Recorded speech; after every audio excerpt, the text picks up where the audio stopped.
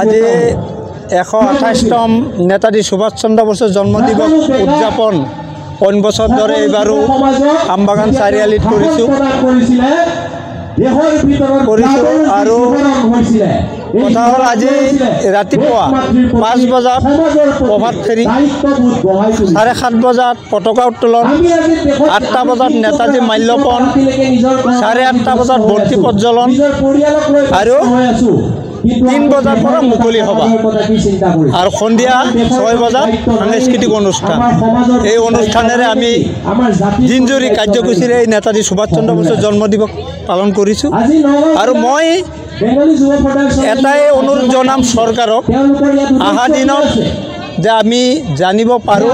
নেতাজী সুভাষ চন্দ্ৰ বসু ক'ত আছে, তেখেত মৃত্যু নে তেখেত জীৱিত আছে, সেই বিষয়টো কিন্তু আমি এতিয়ালৈকে জানিব পৰা নাই আৰু আমি আশা কৰিছোঁ যোন চৰকাৰ আছে চৰকাৰে এই বিষয়খিনি প্ৰকাশ কৰিব আৰু জনসাধাৰণে